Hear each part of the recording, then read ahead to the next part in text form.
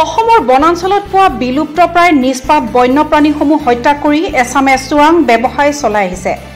চুবুৰীয়া দেশ চীনত এনে বন্যপ্ৰাণীৰ অংগৰে ঔষধ প্ৰস্তুত কৰা আৰু অন্ধবিশ্বাসৰ বাবে গৃহত ৰাখিলে মংগল হয় বুলি ধাৰণা আছে, যাৰ বাবে আন্তঃৰাষ্ট্ৰীয় বজাৰত বিলুপ্তপ্ৰায় বন্যপ্ৰাণীৰ অংগৰ চোৰাং ব্যৱসায় চলি আহিছে। গড়ৰ খৰ্গ, বাঘৰ ছাল, হাতীৰ দাঁত, বনৰীয়া গাহৰিৰ দাঁত, কেকু সাপ আৰু বিভিন্ন প্ৰজাতিৰ চৰাই ব্যৱসায় হয় এই চোৰাং আন্তঃৰাষ্ট্ৰীয় বজাৰত। বন্যপ্ৰাণীৰ বাবে কাজিৰঙাৰ গাতে লাগি থকা কাৰ্বি আংলং জিলাৰ আছে এক সুকীয়া স্থান। জিলাখনৰ বিভিন্ন প্ৰান্তত জনসজাগতাৰ অভাৱৰ বাবেই পহু আৰু বনৰীয়া গাহৰিৰ মাংস আজিও বিক্ৰী হৈ আছে। তদুপৰি কাৰ্বি আংলঙৰ মাজেৰে চোৰাং বন্যপ্ৰাণী সৰবৰাহ হৈ থাকে। সেয়ে বন বিভাগৰ বিষয়া আৰু আৰক্ষী বিষয়াসকলক কোনবিলাক বন্যপ্ৰাণীৰ চোৰাং বেহা হয় আৰু আইন অনুসৰি তেনে বন্যপ্ৰাণীৰ অংগ পালে আইন অনুসৰি কি কি ব্যৱস্থা ল'ব লাগে তাৰ ওপৰত ৱৰ্ল্ড ৱাইল্ড লাইফ ফাণ্ডে ডিফুত 21 মে'ৰ পৰা 3 দিনীয়াকৈ এক কৰ্মশালা অনুষ্ঠিত কৰে। 21 আৰু 22 মে'ত বন বিভাগৰ বিষয়াসকলক আৰু আজি জিলাখনৰ আৰক্ষী বিষয়াসকলক WWFে এই সন্দৰ্ভত অৱগত কৰে। আৰক্ষী অধীক্ষক সঞ্জীৱ কুমাৰ শইকীয়া আৰু WWFৰ প্ৰণৱ কুমাৰ বৰাই এই কৰ্মশালাই বন বিষয়া আৰু আৰক্ষী বিষয়াসকলক সহায় কৰিব বুলি আশা কৰে।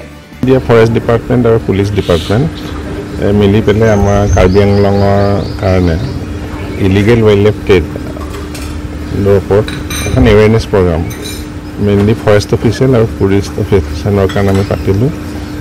ফৰেষ্ট অফিচিয়েলৰ কাৰণে আমি 21 আৰু 22 মে'ত পাতিছিলোঁ। তাতে যথেষ্ট সংখ্যক ফৰেষ্টৰ লোক উপস্থিত আছিলে আৰু ইলিগেল ৱাইল্ড লাইফ ট্ৰেডৰ ওপৰত আমাৰ কাৰ্বি আংলং বহুত এটা ভালনেৰেবল জেগা। ইয়াৰ মাজেদি বহুত ধৰণৰ তেনেকুৱা ধৰণৰ ব্যৱসায় চলি থাকে। সেইকাৰণে এই পুলিচ আৰু ফৰেষ্ট দুটা ডিপাৰ্টমেণ্টৰ বহুত কৰণীয় আছে। সেইকাৰণে এটা 3 দিনীয়া কৰ্মশালা আমি অনুষ্ঠিত কৰিছিলোঁ, যাতে তেওঁলোকে ফিল্ডত সেই ক্ষেত্ৰত তেওঁলোকৰ যিখিনি দায়িত্ব সেই দায়িত্ব সেইখিনি যাতে পালন কৰিব পাৰে। আৰু পালন কৰিবলৈ যাওঁতে সেই চিনাক্তকৰণৰ এটা কথা আছে, আমি কোনটো ইলিগেল হয় নহয় বা ইলিগেল হ'লে কি কৰিব, ইলিগেল নহ'লে কি কৰিব, সেইখিনিৰ কাৰণে আমি এটা এৱেৰনেছ প্ৰগ্ৰাম পাতিছোঁ। আৰু ইয়াতে আমাৰ WCCB বুলি কয়, wild life crime control bureau, তাৰ পৰা এক্সপাৰ্ট আহিছে। আৰু ল' ৰিলেটেডৰ কাৰণে, কাৰণ গোটেইখিনি বস্তুৰ ওপৰত এটা আইন আহি গ'ল, সেই আইনখিনিত বহুত ধৰণৰ ধাৰা আছে, কোনটো ধাৰাত কি হ'ব নহ'ব, সেই এৱেৰনেছটো আনিবৰ কাৰণে আমি এজন ল'ৰাই গুৱাহাটী হাইকোৰ্টৰ পৰা আনিছোঁ। কিন্তু বেছিক কথাখিনি আমি জনাবৰ কাৰণে চেষ্টা কৰিছোঁ, যাতে তেওঁলোকৰ ফিল্ডত সহায় হয়। আৰু এইখিনিৰ ওপৰত ভিত্তি কৰি তেওঁলোকে যদি বিচাৰে তেনেকুৱা হ'লে আমি আৰু ধৰণৰ তেনেকুৱা কৰ্মশালা পাতিম, য'ত তেওঁলোকে আৰু বেছিকৈ জানিব এই ক্ষেত্ৰত। আৰু তেতিয়া আমাৰ গোটেই ৰিজনটোৰ কাৰণে ভাল হ'ব। আৰু কাৰ্বি আংলং আমাৰ জীৱ জন্তুৰ ক্ষেত্ৰই হওক বা আমাৰ নেচাৰৰ ক্ষেত্ৰতে হওক বহুত এটা গুৰুত্বপূৰ্ণ এলেকা। WWFৰ পিনৰ পৰা আমাক এটা ৰিকুৱেষ্ট জনাইছিলে, এটা ৱাইল্ড লাইফ স্পেচিছবিলাক যিবিলাক আছে সেইবিলাক সংৰক্ষণৰ কাৰণে সেইবিলাক কেনেকৈ পচিং বন্ধ কৰিব পাৰি, কি কি বিহিত ব্যৱস্থা ল'ব পাৰে আইনগতভাৱে, তেখেতসকলে তেওঁলোকে পেনেল কিছু এক্সপাৰ্টে দি পেলাই এটা ট্ৰেইনিং দিয়াৰ কথা কৈছিলে। সেই ট্ৰেইনিংটো আজি দিনতীয়াকৈ আজি আমাৰ কাৰ্বি আংলং জিলাত আয়োজন কৰা হৈছে।